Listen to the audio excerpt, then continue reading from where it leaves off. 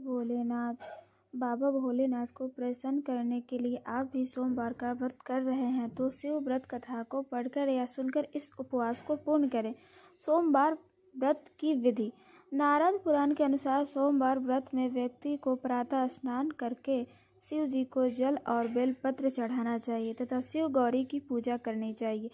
शिव पूजन के बाद सोमवार व्रत कथा सुननी चाहिए।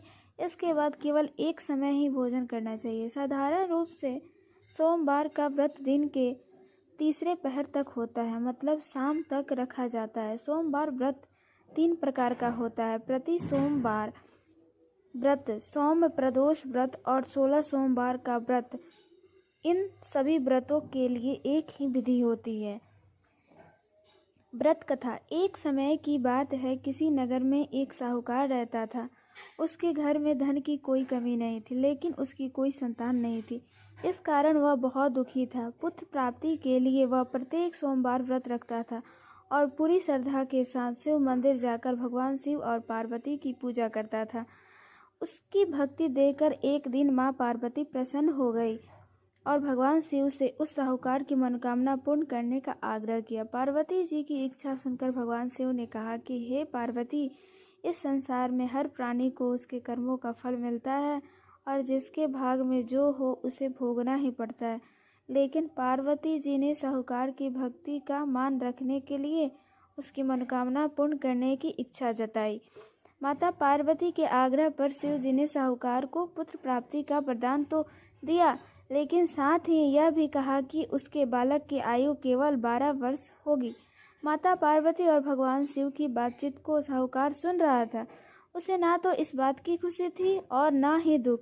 वह पहले की भांति शिव जी की पूजा करता रहा। कुछ समय के बाद साहूकार के घर एक पुत्र का जन्म हुआ। जब वह बालक 11 वर्ष का हुआ तो उसे पढ़ने के लिए काशी भेज दिया गया। साहूकार ने पुत्र के मामा को बुलाकर उसे बहुत सारा धन दिया और कहा कि तुम इस बालक को काशी विद्या प्राप्ति के लिए ले जाओ और मार्ग में यज्ञ कराना। जहाँ भी यज्ञ कराओ वहाँ ब्राह्मणों को भोजन कराते और दक्षिणा देते हुए जाना। दोनों मामा भांजे इसी तरह यज्ञ कराते और ब्राह्मणों को दान दक्षिणा देते काशी की ओर चल पड़े। रात में एक नगर पड़ा जहाँ नगर के राजा की कन्या का विवाह था, लेकिन जिस राजकुमार से उसका विवाह होने वाला था वह एक आंख से काना था। राजकुमार के पिता ने अपने पुत्र के काना होने की बात को छुपाने के लिए एक चाल सोची।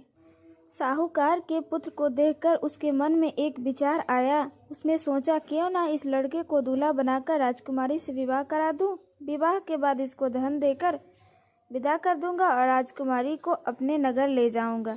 लड़के को दूल्हे के वस्त्र पहनाकर राजकुमारी से विवाह कर दिया गया, लेकिन साहूकार का पुत्र ईमानदार था। उसे यह बात न्याय संगत नहीं लगी। उसने अवसर पाकर राजकुमारी की चुन्नी के पल्ले पर लिखा कि तुम्हारा विवाह तो मेरे साथ हुआ है, लेकिन जिस राजकुमार के संग तुम्हें भेजा जाएगा वह एक आंख से काना है। मैं तो काशी पढ़ने जा रहा हूँ।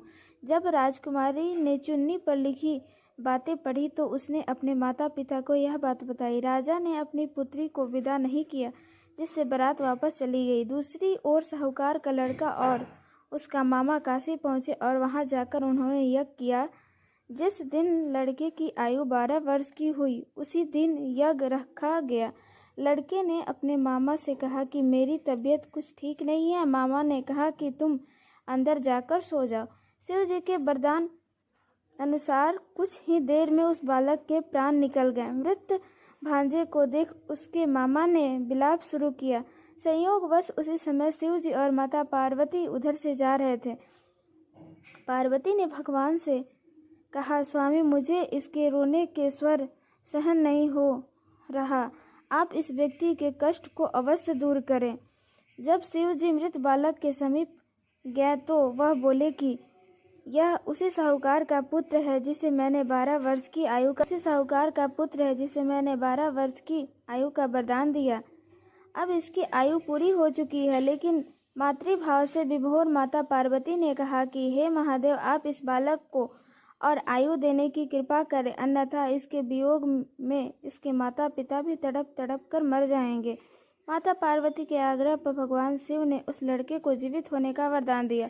शिव जी की कृपा से वह लड़का जीवित हो गया। शिक्षा समाप्त करके लड़का मामा के साथ अपने नगर की ओर चल दिया। दोनों चलते हुए उसी नगर में पहुंचे जहां उसका विवाह हुआ था। उस नगर में भी उन्होंने यज्ञ का आयोजन किया। उस लड़के के ससुर ने उसे पहचान लिया और महल में ले जाकर उसकी खातिरदारी की और अपनी पुत्री को विदा किया।